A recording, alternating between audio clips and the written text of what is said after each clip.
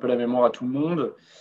J'avais un peu montré comment on pouvait faire une typologie de l'ésotérisme et ses grandes caractéristiques, comment la pensée ésotérique était passée à partir du 19e, 20e à ce qu'on a appelé des sciences occultes, et des tentatives de quelques personnes de vouloir gagner en crédibilité ou de faire gagner à la discipline en crédibilité en disant, regardez, nous aussi on essaie de faire des sciences, enfin en tout cas on fait des sciences, on utilise des protocoles expérimentaux. Ça n'a absolument pas marché, ça n'a absolument pas attiré l'intérêt des scientifiques ou des gens qui mettent en place des protocoles expérimentaux. Et finalement, les sciences occultes sont restées dans leur coin comme des alternatives ou des manières de connaître le monde très différentes. La parapsychologie, on a vu que ça avait été assez différent puisque c'est né au sein des universités avec des chercheurs, que ce soit en psychologie, en philosophie, qui se sont réunis en fait autour des questions de ce qu'on appelle des possibilités d'acquisition d'informations qui ne passeraient pas par les sens habituels. Et on avait montré ensuite quelles considérations théoriques on pouvait dresser en fait de ce genre d'hypothèse. Et on voyait que ça rendait, on avait conclu sur l'idée que c'est quand même tout ce qui est phénomène psy ou extrasensorial phénomène, ben, ça les rend très peu probables.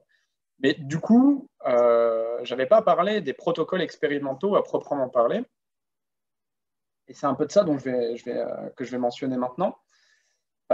Déjà, la parapsychologie, dès ses débuts, a été un peu entachée de cas de fraude. Ça a été assez rapide, enfin assez rapide. On a mis du temps quand même à les découvrir. Là, par exemple, vous avez Saul, qui est une des personnes qui a mené le plus d'expérience, je pense, sur la parapsychologie. C'est un mathématicien à la base. Et au début, il s'y intéressait de manière informelle, c'est-à-dire que il essayait, par exemple, de faire réciter des poèmes à des gens et de demander à des gens qui seraient à l'autre bout du monde, par le biais du téléphone, par exemple, de répéter ou de dire s'ils avaient compris, entendu quelque chose. Ensuite, il va essayer de mettre ça de manière plus formelle, d'utiliser les statistiques, et il va utiliser un jeu de cartes, dont je vais parler un petit peu après, notamment qui sera un des designs expérimentaux les plus répandus en fait, pour tester des phénomènes de perception un peu paranormal, disons. Et là, par exemple, vous avez une feuille de score avec, par exemple, la colonne de gauche qui était la carte qu'il fallait deviner et la colonne de droite qui était la réponse du sujet. Et du coup, bah, à l'époque, hein, ça ne se faisait pas par ordinateur. Du coup, il y avait l'expérimentateur en face du sujet. Donc déjà, vous imaginez que ça implique tout un tas de biais parce que vous avez accès au visage de l'expérimentateur, à ses expressions faciales, qui peuvent dire beaucoup des émotions de l'expérimentateur. Mais surtout, on a découvert que plus tard que en fait, ces fameuses feuilles de score avaient été truquées, qu'il avait changé énormément des chiffres dessus. Enfin, il avait fait ça de manière un peu comme ça l'arrangeait. Donc, ça a rendu caduque la plupart de ses expériences et a jeté un discrédit total sur les expériences qu'il avait menées. Donc les fameuses cartes, donc au tout début, il n'utilisait pas ces cartes, mais très vite, ce jeu de cartes appelé carte de Zener, qui est vraiment qui est même devenu assez populaire pour rentrer dans la pop culture. C'est un jeu de 25 cartes. Il y a 5 cartes de chaque symbole. Et généralement, l'objectif, c'est imaginez que moi, je suis l'expérimentateur, j'ai un sujet à l'autre bout de ma pièce, je montre une carte face cachée, et je lui dis, voilà, qu'est-ce qu'il y a dessus? Cette personne doit deviner, il va dire, bah, il y a une croix. Donc, je vois, non, c'est pas une... Donc, techniquement, je ne dois pas lui dire la bonne réponse. Ce qui n'a pas été fait dans les premières expériences, vous imaginez que c'est aussi un très gros biais, ça. C'est-à-dire que dans les premières expériences, on disait, ah non, c'est pas une croix. Donc, déjà, ça implique que votre sujet, il peut compter les cartes d'une certaine manière. Il peut deviner par intuition ou réflexion quelles sont les probabilités de tomber sur quel type de tarte ou quel autre type. Pareil, l'autre biais dont j'ai déjà mentionné juste avant, c'est l'accès aux expressions faciales de l'expérimentateur. Forcément, si vous avez un expérimentateur qui est déçu ou qui est content, par exemple, ça vous donne des indices sur potentiellement si vous avez réussi ou pas. Donc là, je parle dans les cas de protocole où on arrête de dire aux participants s'ils ont trouvé la bonne carte ou pas. Et quand je disais que c'était rentré dans la pop culture, c'est même rentré. Donc là, c'est une scène du film Ghostbusters. Et je ne sais pas si ceux qui l'ont vu s'en rappellent. Il y a un moment où Bill Murray, en fait, est avec un ado et il cherche à tester s'il est capable de pouvoir extrasensoriel. Et il utilise ces fameuses cartes. Donc là, elles ne sont pas en couleur. Le jeu original est en couleur. Et voilà, c'est juste pour la petite anecdote comme ça en passant. J'ai oublié de mentionner un biais quand même sur ce genre de carte, c'est que c'est encore un problème aujourd'hui dans la recherche globalement, c'est que n'étaient reportés que les résultats concluants, c'est-à-dire qui jugeaient significatifs et absolument pas les sujets qui auraient raté. Le problème ici, c'est que vous imaginez bien, si vous faites des milliers de passations, forcément que dans le lot, par hasard, certaines personnes vont, au-delà du hasard, trouver plus de cartes que la moyenne, au-delà de ce que la chance leur aurait permis de trouver. Donc ça, c'est aussi un des gros problèmes des protocoles expérimentaux qui étaient mis en place dans la parapsychologie. Cependant, c'est un problème qui, en fait, traverse aussi la psychologie de manière générale. Et d'ailleurs, ce sera la thématique du cours de la semaine prochaine sur les mauvaises pratiques en sciences expérimentales. Donc, on parle généralement d'effet tiroir, hein, c'est-à-dire vous avez fait une expérience, elle n'est pas significative, et comme vous ne pouvez pas la publier ou que vous n'avez pas envie de la montrer, vous la laissez dans votre tiroir, et forcément que généralement, ce qui n'est publié n'est que des personnes qui ont trouvé des résultats significatifs, et ce qui peut potentiellement être juste des résultats trouvés par la chance. Et du coup, ces conséquences de mauvaises pratiques, ça va aller assez loin, puisqu'un jour, il y a quand même quelqu'un qui arrive à publier un article de parapsychologie dans une bonne revue. C'est le Journal of Personality and Social Psychology, qui généralement publie, comme son nom l'indique, de la psychologie sociale et de la psychologie de la personnalité. Et un jour, Daryl Bem arrive à publier cet article sur la précognition, sur des résultats qui iraient dans le sens de j'arrive à deviner un événement avant qu'il arrive. Alors, vous imaginez bien que la communauté scientifique et la communauté des psychologues va sauter au plafond en voyant ça. On va se demander, mais comment ça se fait qu'on a pu publier ça? Ça leur paraît tellement peu probable. Alors là, vous avez deux solutions. Vous pouvez dire, ils sont fermés d'esprit, ils ne veulent pas accepter les évidences. Mais comme on l'a vu, en fait, on a des très bonnes raisons théoriques de penser que c'est sûrement pas possible, et on commence à se poser la question de comment ça se fait qu'il a des résultats significatifs. Je vous dis quelques mots quand même sur cette expérience. En fait, il y en a 9, déjà, pour commencer. Il y a à peu près 1000 participants, un peu plus de 100 par expérience. Moi, je vais vous parler très brièvement d'une de ces 9 expériences. C'est notamment la première étude. Donc, l'idée, c'est... alors, en gros, c'est plus la conclusion qu'autre chose, mais c'est la détection précognitive de stimuli érotiques. Alors, en fait, on sait maintenant qu'on a regardé le type de choses qu'il pouvait montrer aux participants. Il y avait également d'autres stimuli qu'il a appelés érotiques, mais certaines soit étaient limite porno, d'autres étaient plutôt romantiques. Donc, on voit déjà que la manière dont il catégorise les stimuli est assez vague. Donc, il y avait 100 personnes, 36 essais. Donc les sujets, ils sont devant un écran d'ordinateur avec 2 rideaux. Vous imaginez votre écran avec 2 rideaux. Et il y a une image qui apparaît sur un des 2 côtés, et vous devez deviner où est-ce qu'elle apparaît. Sauf que, petit détail expérimental, et ça c'est intelligent si on veut faire un bon protocole expérimental sur le traitement de la précognition, c'est qu'en fait l'image n'est pas vraiment derrière le rideau, elle apparaît après la réponse. On ne la fait pas apparaître avant. C'est pas on fait apparaître l'image derrière un des rideaux, vous devinez, et ensuite on regarde où elle est. C'est en fait avant même de... En fait, l'ordinateur va choisir aléatoirement où placer l'image. Voilà, c'est ce que je viens de dire. Et les résultats, c'est que les sujets, ils semblent trouver le bon rideau dans 53% des cas. Alors, ce n'est pas hyper impressionnant en réalité quand même, mais c'est significatif. En tout cas, les tests statistiques montrent que c'est significatif. Ils ont eu plus de bons résultats que le hasard. Et on va commencer avec un des problèmes de ce protocole expérimental. Donc déjà, il y a 36 essais. Et dans ces 36 essais, il y avait 12 essais avec des images neutres. Il fallait trouver des images neutres. 12 avec des images érotiques et 12 avec des images négatives. Mais ça, c'est que pour les 40 premiers participants. Ensuite, on ne sait pas pourquoi, dans le papier, soudainement, il semble que Daryl Bem se dit « Tiens, je vais changer le protocole ». Alors ça, c'est pas interdit, hein, de manière a priori, mais il faut donner des très bonnes raisons. C'est-à-dire que si c'est absolument pas argumenté de pourquoi vous changez d'un coup de protocole, ça ne fait aucun sens. Déjà, ça vient complètement détériorer l'expérience, et en plus, on ne comprend pas. Alors peut-être qu'il avait des bonnes raisons, on ne sait pas, mais du coup, ça devient cette fois-ci 18 essais avec des images érotiques et 18 avec des images non érotiques pour les 60 derniers participants. Bon, ça, c'est un premier problème qui déjà met un peu, qui fait un peu tiquer, où on se demande, bon, bah, déjà, c'est un peu étrange comme manière de faire un protocole. Surtout, le plus gros problème, c'est qu'il y a eu une multiplication de textes statistiques sans correction.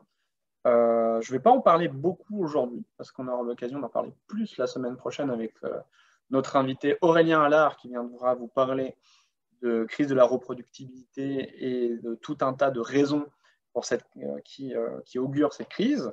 En tout cas, il faut vous dire que plus vous multipliez de tests statistiques et que vous n'utilisez pas de protocole dit de correction, plus vous augmentez vos erreurs de faux positifs, c'est-à-dire d'avoir trouvé un résultat significatif, alors qu'en réalité, en fait, dans la réalité, il n'y a pas d'effet. C'est un peu l'idée. Et un deuxième très gros problème, c'est qu'il semble qu'en fait, il y a des changements d'hypothèse au cours de l'expérimentation. Si on lit le papier, si on lit cette étude, en fait, ce n'est pas clair ce que Daryl Bem a voulu tester. Avant même de lancer techniquement, en fait, quand vous faites une expérience, vous devez avoir votre hypothèse avant de lancer votre expérience. Vous devez savoir ce que vous cherchez. Et il semblerait qu'en fait, l'hypothèse qu'il prétend avoir testée, ici la précognition de l'image érotique, ce qui est déjà ultra spécifique, c'est-à-dire il faut quand même avoir une idée en tête très précise pour dire, tiens, je pense que dans le cas des images érotiques, les participants vont trouver davantage où se trouvent les images. Mais il est très probable qu'en réalité, il n'avait pas d'hypothèse en tête, qu'il a testé différentes hypothèses jusqu'à tomber sur un résultat qui lui apparaissait significatif.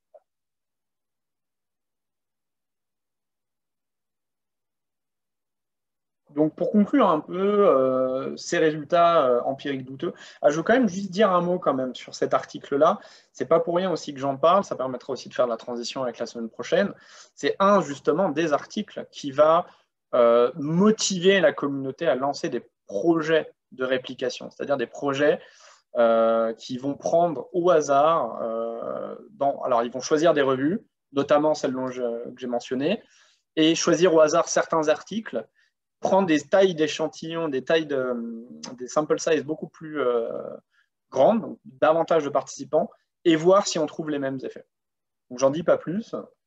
Donc en tout cas, pour aujourd'hui, il n'existe aucune expérience concluante dans la longue histoire de la parapsychologie. Il n'y a pas d'expérience psy qui réplique.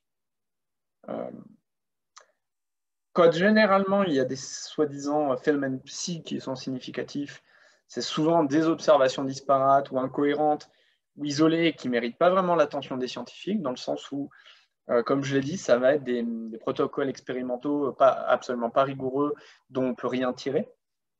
Et en plus, ça suggère aucun programme de recherche positif, c'est-à-dire sérieux, dans le sens où ce n'est pas hyper clair quel type de théorie ça viendrait appuyer, de valider ce genre d'hypothèse, ou qu'est-ce que ça dirait. En fait, il n'y a pas de, si ce n'est de vouloir trouver des phénomènes qui seraient un peu paranormaux, qui viendraient contrevenir un peu à ce qu'on sait du fonctionnement de la perception ou du fonctionnement du cerveau humain. Et je vous mentionne juste ça, c'est pas pour rien que je vous parlais de crise de la réplicabilité, c'est qu'en préparant ce cours-là, je suis tombé sur cet article qui est publié dans une revue qui n'est pas non plus très mauvaise, et ça portait ce nom, Why Most Research Findings About Psi Are False. Et je me suis dit, tiens, c'est marrant, il y a un article de réplicabilité qui vient essayer de parler des phénomènes psy. Donc je me mets à le lire, et je ne m'attendais absolument pas, il est récent hein, cet article, et je ne m'attendais absolument pas à voir qu'en fait, c'est écrit par des gens qui défendent vraiment très très sérieusement la parapsychologie. Sauf que en fait, ils utilisent les mêmes outils que les outils des scientifiques classiques, c'est-à-dire qu'ils viennent prendre et parler des protocoles expérimentaux les plus connus et ceux qui sont souvent mis en avant par les parapsychologues pour défendre cette discipline. Ils montrent en quoi, en fait, ça contrevient un peu aux bonnes pratiques scientifiques, mais ça ne les empêche pas de conclure. Alors, non, c'est pas ça que je voulais mettre avant, c'était ça. Par exemple, tout à la fin de l'article, vous voyez que the line of research appears as an interesting example of what could be conceived as an example of postmodern psychology, which takes into account the complexity of human consciousness and more precisely postulate a potential entanglement between the observer and what is observed. It also shows how psi might be implicated in the hard problem of consciousness. C'est jamais très bon signe généralement que vous voyez des gens qui viennent vous dire que potentiellement ils ont des lignes de recherche un peu révolutionnaires qui pourraient résoudre le hard problem de la conscience et or the problem of measurement. Et voilà, en fait, ils pensent quand même que c'est un programme de recherche qui peut être productif, qui peut être fructueux, et qui peut amener à des choses très intéressantes pour la meilleure compréhension de l'être humain. Cependant, pour ne pas leur enlever quand même certains points, c'est qu'ils défendent dedans la bonne pratique scientifique classique dit de l'open science, c'est-à-dire de préenregistrer ces hypothèses avant de lancer ces expériences, c'est-à-dire que vous dites sur un site internet, par exemple, vous avez le site OSF qui est un des plus utilisés, vous allez écrire une sorte de compte-rendu de je vais tester telle hypothèse, je vais utiliser tel test statistique, et ensuite, une fois que c'est sur le site, vous ne pouvez plus le supprimer. Ça permet aux reviewers, quand vous soumettez un papier, ou aux gens qui viennent lire votre papier, de se dire ok, donc il avait bien préenregistré ses hypothèses, c'est pas quelqu'un qui a pris, je sais pas, moi, qui a fait une étude sur DIRA, il a regardé, il a fait tout un tas de mesures, et puis ensuite il teste plein d'hypothèses, puis finalement il tombe sur une bonne hypothèse, il fait un papier, hop, c'est publié. Ça vous donne déjà un bon... ça rajoute un peu de crédibilité, enfin même beaucoup. Ils vont défendre l'idée d'open data, donc de rendre vos données publiques. C'est-à-dire que comme ça, si vos reviewers, par exemple, veulent juste, par exemple, refaire vos analyses pour voir s'ils sont motivés, hein, ils ne le font pas tous, mais s'ils veulent voir si vraiment vous avez bien fait vos analyses. Enfin, voilà, donc ils défendent tout ça. Donc, malgré tout, ça reste, on ne peut pas enlever ça au papier, mais du coup, ils défendent ça dans le cadre de la parapsycho. Ça permet quand même de voir que même si la parapsycho a du mal à s'institutionnaliser, pour des bonnes raisons d'ailleurs, il y a quand même des gens qui arrivent à publier des choses dessus en essayant de se montrer sérieux. Et pas juste en imitant la science, vraiment en reprenant son appareillage. Et donc pour conclure tout ce cours sur les fringe sciences, la question c'était, en fait, est-ce qu'on peut faire des pseudosciences sérieusement ? Et bon, la question est un peu rhétorique, parce qu'on a mis le mot pseudoscience dedans. Donc évidemment que la réponse pourrait être non. Mais la réalité, si on regarde les sciences occultes, c'est que d'une certaine manière, des gens ont pris des phénomènes qu'on a de bonnes raisons de penser comme étant de nature complètement imaginaire, ou en tout cas absolument pas fondée, mais du coup, vont essayer quand même d'utiliser les outils classiques de la science pour essayer de prouver leur phénomène. Et pas juste par une simple imitation. On l'a vu, hein, par exemple, avec Aleister Crowley, qui critiquait certains courants occultistes en disant « ils ne font que reprendre le vocabulaire des sciences, moi je pense qu'il faut en prendre la méthode ». Bon, on a vu que ça a été quand même un échec, et la parapsychologie fait de même, c'est-à-dire que je pense que comment dire, si on est assez honnête, le niveau des études en parapsychologie dans les années 40, finalement, en termes de rigueur, n'était pas moindre à la plupart des papiers de psychologie sociale. Et ça laisse ouvert la question du coup, comment on distingue une pseudoscience et une mauvaise science dans ce cas-là. Si on prend deux articles, un sur la précognition et un autre article qui ne réplique pas, je ne sais pas, moi, sur un phénomène qu'on appelait de priming. On avait une idée, par exemple, dans psychosocial, que mettre certains mots sur certains individus, par exemple, si on leur faisait lire des mots liés à la vieillesse, si on les faisait marcher dans un couloir après, ils allaient être plus lents, par exemple. Et ça ne réplique pas du tout, ça ne réplique absolument pas. Et du coup, c'est quoi la ligne de démarcation qu'on a là? Dans un cas, on a quand même envie de parler de pseudosciences pour la parapsychologie, parce qu'on fait quand même intervenir la télépathie, la précognition, Et de l'autre, on a des trucs de psychosocial qui ont l'air un peu plus sérieux, même si le priming, bon, avec du recul, on peut se dire, bon, c'est vrai que c'est quand même hyper étonnant. Du coup, c'est très dur, vous voyez, de faire une ligne de démarcation ici entre mauvaise science et pseudoscience. Donc, juste pour conclure de manière un peu comme ça générale, d'une certaine manière, oui, c'est possible de faire même des sciences un peu à la marge en utilisant des véritables méthodes, des méthodes éprouvées et efficaces. On s'attend à ce qu'on ne trouve rien, du coup. Mais du coup, oui, c'est quand même, je dirais oui, c'est possible. Voilà, je vais m'arrêter là.